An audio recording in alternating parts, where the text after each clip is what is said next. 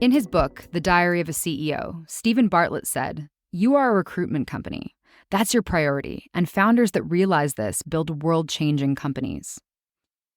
This idea that the core of your company is who it can recruit is an interesting one. In infrastructure investment, how much does the individual matter when building a successful portfolio of well-managed infrastructure assets? What makes a good investor? What traits do you need to become a leader in this industry? Welcome to Talking Global Infrastructure. I'm your host for today, Claire McWatt, GIIA's Senior Communications Manager. If you're new to the podcast, welcome. The Global Infrastructure Investor Association is the largest voice for investors and advisors to the sector in the world, with over 110 members across 70 countries. For this episode, I had the opportunity to sit down with Niall Mills, managing partner and global head of Igneo Infrastructure Partners at their beautiful offices in London. Igneo, a subsidiary of First Sentier Investors, is one of the world's largest investors in infrastructure assets. They manage over $18.8 billion in assets across their 200 clients. Today, Niall sat down with me to talk about the company's philosophy, trends in the sector, and his own take on what makes an Igneo investor, what he looks for in building a great team. Welcome now to Talking Global Infrastructure. Thank you so much for joining us. Let's dive right in.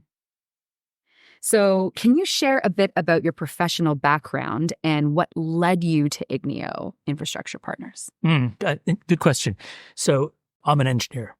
So I'm a civil engineer, and I've spent my entire career working in and around infrastructure. And I was very lucky to work on some big railway projects. I was lucky to manage one of the contractors that built Terminal 5 at Heathrow, and a whole bunch of much smaller utility projects in the water and electricity sectors over time.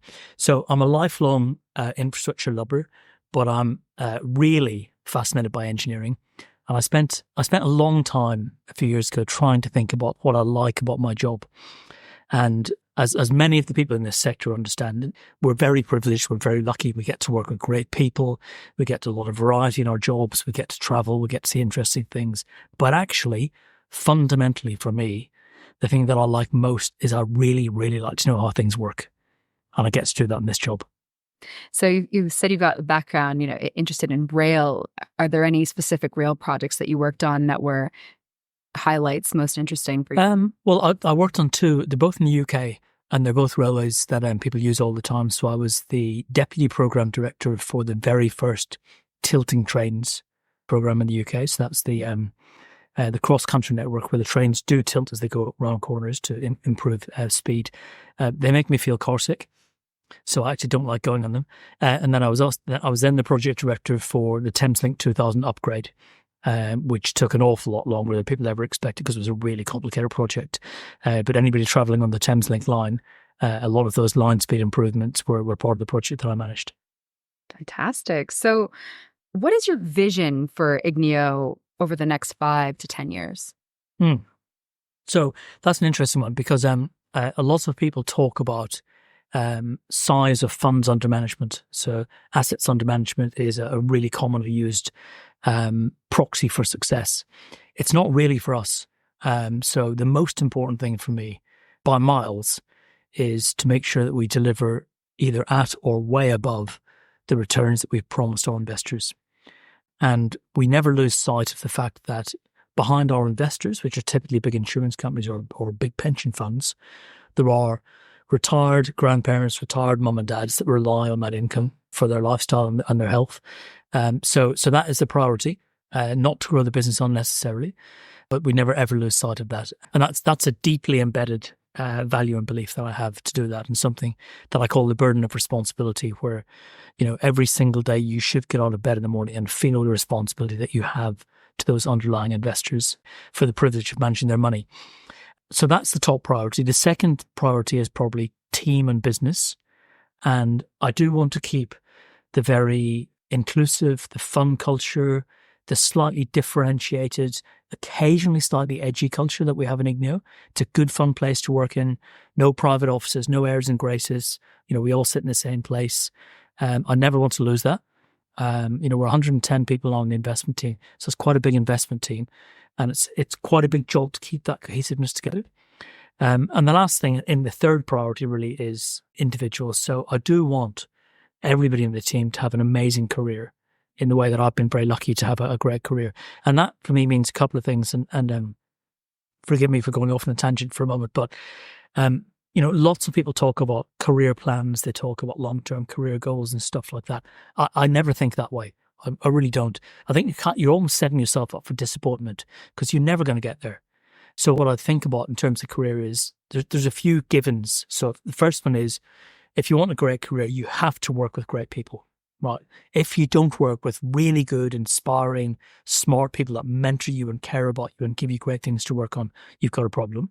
The second thing is, and we get loads of this in the infrastructure world, is variety. If you've got loads of variety as well as great people, you're definitely setting yourself up for a good career. Yeah. And then the third thing is you have to work hard.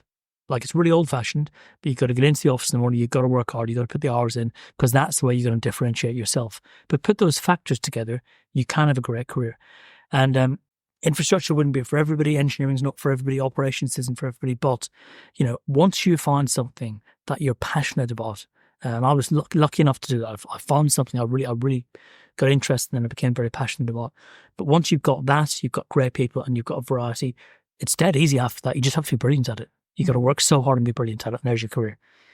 I mean, really interesting. And staying with the topic of, leadership, culture, working in the sector, what advice would you give to aspiring professionals looking to enter the industry? What do you look for in people to join Igneo?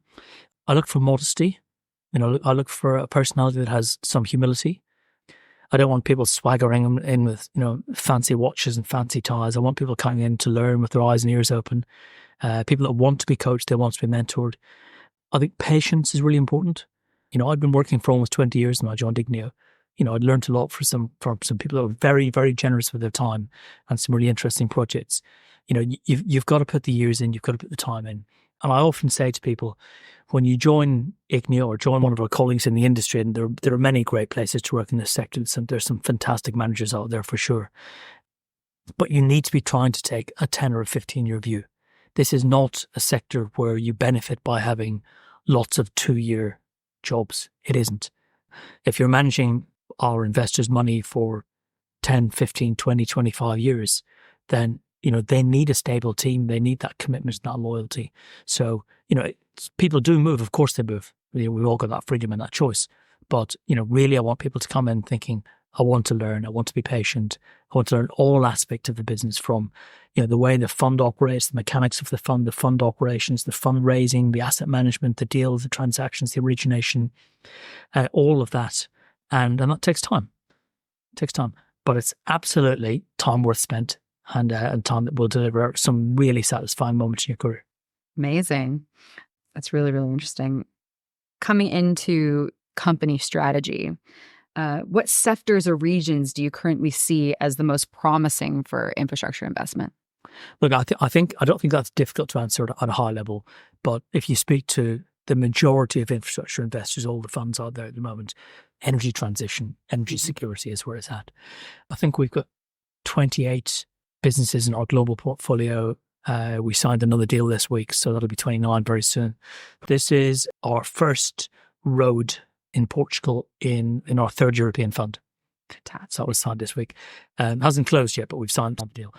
So I think in terms of company strategy, it is all about an energy transition. It's all about the move to sustainable fuels. It's all about data fiber businesses trying to find renewable energy, trying to produce things for lower consumption. For the operating businesses, they are transitioning to sustainable fuel, to zero carbon. In many cases, they're transitioning to a carbon negative position. Mm-hmm. So that features in everything that we see at the moment. But clearly, in the last decade, particularly pre-pandemic to post-pandemic, we saw massive reliance on fiber and data. I think those years were the years where we all absolutely realize this has become an essential service. You can't live without it, right? Mm-hmm. So, really good quality utilities, really good quality data, energy transition, transportation still is a really interesting sector. And in parts of the world, more parts than you might think, security of water supply is massive. The climate change has produced areas of of water stress and distress. So water recycling, water consumption is really, really interesting as well. Fascinating. Speaking of water, what do you think of new industries like hydrogen? Hydrogen's quite early. It's clearly going to be part of the mix in the future. I don't know how much. It's not really commercialized yet. Mm-hmm. It's not something we have invested in, but it's something we've got a really close interest in. And I hope it works. I hope carbon capture becomes a really great way to produce carbon neutral industry. And I hope that hydrogen becomes part of the mix of sustainable clean fuels. Staying on the concept of, or the subject of sustainability and ESG, how do you think your investments have positively impacted communities and the environment? Oh, massively. I mean, I often say we look at all of our investments through a sustainability lens. And that's an expression that quite a few other people have used recently. And I'm really pleased about it because I'm absolutely certain I was the first one to say it. But even if I wasn't, who cares, right? So, we do look at that because ultimately, if you think about a pension fund trusting us with their capital, their money, so we invest in businesses, real businesses, but we call them assets, but they're real businesses, real people and real societies, and they're part of a community. And what you want is that in 10 or 15 or 20 years' time, when it's time to exit that business and sell it and return the capital, hopefully at a much higher value to your investors, it has to be a business that's still worth something. And that means a sustainable business. So I've always viewed that, a sustainable business, if you think about the businesses that have been successful globally, and it's very surprising if you look back over time to see how many great big names have shrunk to small businesses, but the ones that have sustained are ones that have got amazing customer service. They're really focused on the customers all the way through, and they never drop that objective, just like I never drop our burden of responsibility. They're innovating. They're not relying on one product, but thinking about the next thing. They're reinvesting to make sure the business is fresh and new, and they're not relying on, manufacturing equipment that's decades out of date and falling apart. So they're really sustaining that lifeline of that business, but they're also looking after their employees. Yeah. They're bringing in young people to refresh the business. They're training people. They're providing training academies or creches to enable people to come back to work. They're looking after the different generations in the workforce. They're helping people retrain. What they're actually doing is that they're giving their employees an opportunity to go home to their friends and family and tell them what a great business it is. Mm-hmm. Right? Now, if you achieve that, you are creating a sustainable business. Okay, doesn't mean it doesn't have to change and adapt, and does not mean there won't be shocks. There will be shocks, of course there will.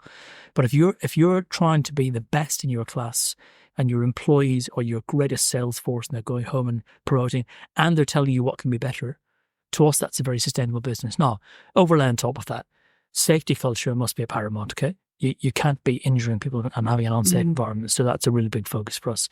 Protecting the environment, massive. You must keep doing that. I mean, we've got numerous examples of great environmental projects where we've invested in local wildlife projects, we've invested in training academies, we've invested in local community initiatives, we've built facilities when we're constructing wind farms, for example, then after we've finished using them as construction depots, become community facilities, so refit them so they've got a purpose. We train locally, we manufacture locally, we bring in expertise, and all of that is, ultimately what the privilege of being an infrastructure investor enables us to sponsor in these businesses. Now, of course, you do need a fantastic management team. And the most important team you have in any of those investments is the management team. So we're very, very focused on finding, really, really first-class chief execs and CFOs and, operations managers to deliver that. And they will come up with some amazing ideas, but they have to feel empowered. And, one of the challenges you've got in the listed world is that quite often the bigger businesses have to report to the markets every quarter, if not every 6 months. So they're quite short-term in nature.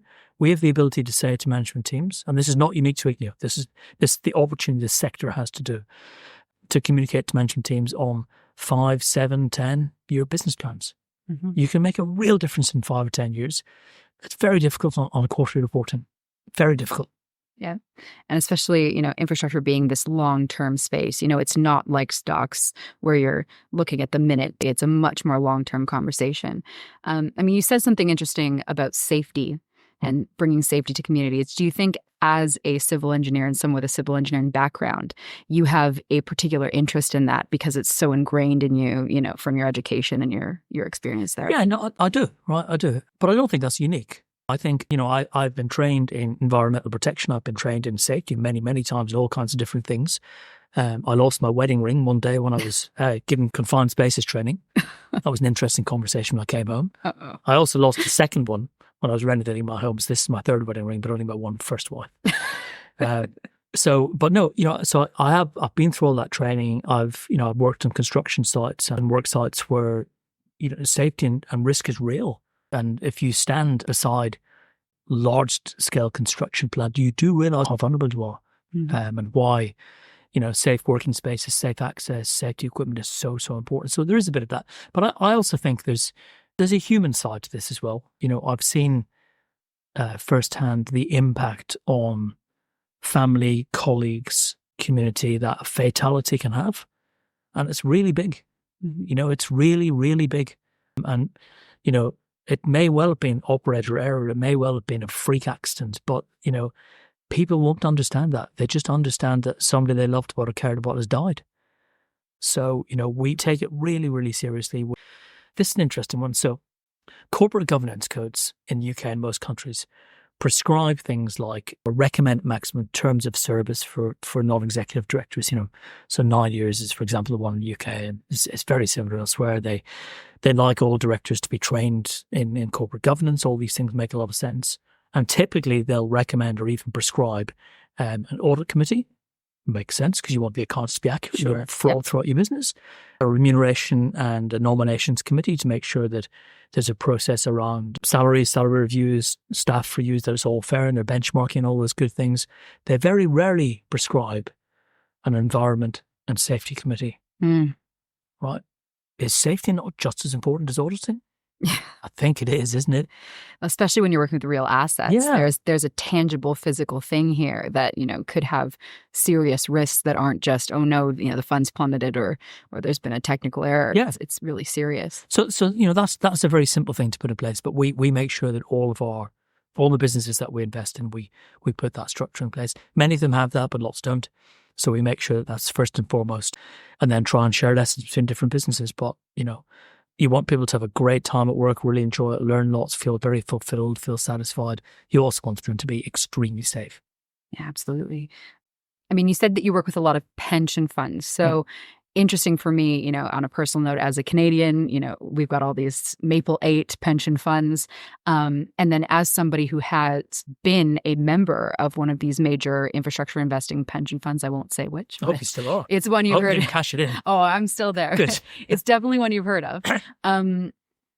How important do you believe that communication is to those, pension, the members of those pensions and those people who are set to benefit from your investments?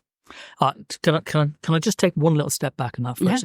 Yeah, sure. So the first thing to say is the Canadian and Australian pension regime, the way it's been set up, is absolutely the gold standard. It's really, really well thought through, and as a result, you've got some really big, massive pension plans preparing people for their retirement in many, many years time to come, and proper savings plans so individuals are both aware of what's happening and contributing in ways.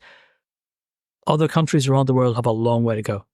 And, the UK has made a lot of improvements in the last decade, but there's an awful lot it could do to catch up with the Canadians and the Australians. And this is a big economy. So the first thing to say is I think pension saving is incredibly important. And nobody wants to be, living in, technical poverty when they retire. That'd be a horrible thing after working. We're all living for a long time. Life expectancy is increasing all the time in the Western world. So I think that's important. I think communicating to the members of those pension plans is extremely important.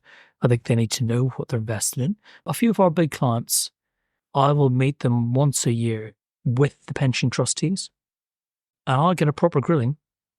I get proper questions from trustees who are interested in things like apprenticeships. Last year, Niall, you said you'd have an apprentice program in this company. Has it happened? You wouldn't be able to say yes, right? Absolutely. So I always remember. But so I think they increasingly want to see and touch the people who are managing their money. That's not always possible for some of the smaller schemes where they just don't have that resource. But I think we spend a huge amount of time and effort providing detailed answers to questions that come in from our investors so they can provide information to their underlying members. We contribute to their annual reports when they want us to. So they're saying real case studies of what's happening. And, for example, we have a ferry business between Denmark and Germany. And as we speak, we're building the world's largest battery-powered ferry. Wow. That's pretty cool, right? Very cool. That's pretty cool. So the hull is manufactured, is now being fitted out and should be operational within the next 12 months. That's the kind of thing that our pension funds love to be able to put in their annual report, saying, we're invested in this fund, and one of the things it's doing is this. We've got investment in Portugal's largest renewables business, Finerge. Finerge does lots of great things in the community, but one of the things it's doing is sponsoring the reintroduction of Iberian wolves into parts of Portugal. Wow, like Yellowstone Park in the States. A bit like Yellowstone Park, yeah, but not as many tourists. And there used to be European wolves all over the entire country, and they're only right up in the north these days. Wow. But this is good land for it. No, that's not a massive investment, but sponsoring and helping the experts that are doing this in certain regions of Portugal is quite a big deal. And again, our Iberian investors want to put something like that into their annual reports because they know their members go, that's good. I'm comfortable with that. Yeah. Not just that, to say that we're an SFDR 8 fund or something like that doesn't mean anything to members. Yeah. It's just jargon. It means something to their managers. It means something to the pension trustees, but it doesn't mean anything to the members. So they want case studies. Absolutely. And I think, good communications, the ability to not only just have these case studies and stories, but bring them forward as positive narratives, be able to communicate them effectively is so important. What principles do you as a CEO use to tell those stories and narratives? I think telling stories and case studies, it was kind of the same thing, isn't it? But, real language, having some clear points that people can touch and feel. So I can tell them we're invested, not tell them we're trying to make a ferry business carbon neutral, but tell them, we're building the world's biggest battery-powered ferry. Tell them the technology we're using in language that people can understand. Make sure it's touching a human impact. There's clearly a real interest in an understanding of a region or an area, so it's got to be relevant. And make sure it's got good people impact, good community impact. Going back to being an engineer, but I love innovation. Mm-hmm. I love technology, and so I like that. But a lot of that stuff can be quite confusing. It can be there's a lot of jargon in there. So we do try and filter that out and make sure we're talking in sensible language. And of course, at the end of the day, it's all well and good, spending 80 million euros on a new ferry, but it has to make money as well. We're not here to invest other people's money to lose money. It has to be a really good financial business case. And we're very, very focused on that as well. Mm. What's the return? What's the payback over how long? Yeah. Does it make sense? Well, I mean, to that point, do you think that a good communication strategy is linked to being able to raise as a fund? Getting your name out there, brand awareness, those sorts of things. Yeah, no, I mean, I think anybody that follows us on LinkedIn, you'll have seen I love the brand, right? Yeah, I love promoting the brand, my 3 little flames and everything, and trying to make a real difference, not just talk about it, is one of the strap lines. I do think it's important, yeah, and I think we're in a very transparent world where every business and every individual has a big digital footprint. So you must assume that people will look at what's being posted on LinkedIn. They'll look at your website. They'll listen to podcasts. They certainly won't read a 35-page document because those days are long gone. Absolutely. But they will listen and they'll read things on accessible media. So that is important. And I like transparency. I like openness. I like our investors to get to know lots of people in the team. It causes problems in one sense because you've got multiple questions coming into different people, and that does need managing. Mm. But it's really good when investors say to us, we love the fact that we can pick up the phone and talk to this person, that person, talk to her, talk to him. That's really important. That human touch. 100%. Yeah. Yeah. Absolutely. I mean, we're nearing the end of the podcast, but I wanted to cover a bit of a rapid fire. Most recent favorite investment? I really love our multi-utility in Germany, MVV. It's a big, big business, but it has the most incredibly ambitious net zero plan over the next 8 years, and they will deliver it. Fantastic. Okay, it's 2034. What are people investing in? Next generation carbon reduction, next generation fuels, Who knows? Maybe cyber travel. Ooh, cyber travel, that's a good one. Okay. And where do you see Igneo in the next 5 years? I remember 12, 13 years ago, we pitched to one of the really big UK pension plans. And it was just me and one colleague in this big room, and then these three very, very impressive trustees and like intimidatingly smart and experienced people. And one of them looked across the table to me and said, "Okay, this is all well and good, Niall, but when I come back here next year, what are you going to say to me?" Like, okay, well, that's quite a pointy question. He might even have had a pointy finger pointing at me as well. And I said, "I'll tell you exactly the same thing, but I'll update you on what's gone well and what's not gone so well." Okay, good answer. And I met that same man a decade later when he was retiring. I got invited to his retirement drinks. And I stood at the back because I was still frightened of him and still like intimidated by his questions. So I still stood at the back thinking I shouldn't really be here with a glass of wine. And I could see him making a beeline towards me. I was like, "Oh my goodness, here we go. Terrified, wish I wasn't here." You know? And he came across and he said to me, "Do you remember the first time we met?" And I said, "Yep, I do. I remember very well." And he said, "Well, I just want you to know that's exactly what you did." So in 5 years' time for Igneo, I will tell you exactly the same things. We'll have learned a lot more. We'll have made some mistakes. We'll have got a few things right. The business will be bigger. But I will tell you the same commitment to clients, the same commitment to sustainability, the same responsibility to our underlying members. And hopefully it'll have proven to be a great place to work for all my colleagues in that intervening period. Fantastic. And one last one. Where is a market that you would love to invest in, but just feel like you don't know enough about it yet? Country or asset type? Look, I mean, we only invest in North America, Europe, Australia, New Zealand. It's only a matter of time before something has to happen in Asia. So I'd love to be investing in Asia and really exploring that very, very different world, different technologies, different legacy, and probably a part of the world where technology is a really, really big part of your investment thesis as well. Absolutely. Well, Niall, thank you. That was incredibly interesting. Any last words? No, thank you for having me. It's been a pleasure. Great. Well, thank you so much. Thank you for joining us on Talking Global Infrastructure. I'm Claire McWatt. You can find loads on our website at giia.net, including useful insights, case studies, and reports on infrastructure investment. Make sure to follow us on Spotify, Apple Podcasts, and YouTube so you never miss an episode. Find us on LinkedIn and join our mailing list for the latest news and trends from the sector. Have an idea for an episode? Thoughts or feedback on this or other episodes? You can email us at communications@giia.net. Thank you once again to our guest, Niall Mills. You can learn more about Igneo at igneoip.com. We'll see you next time.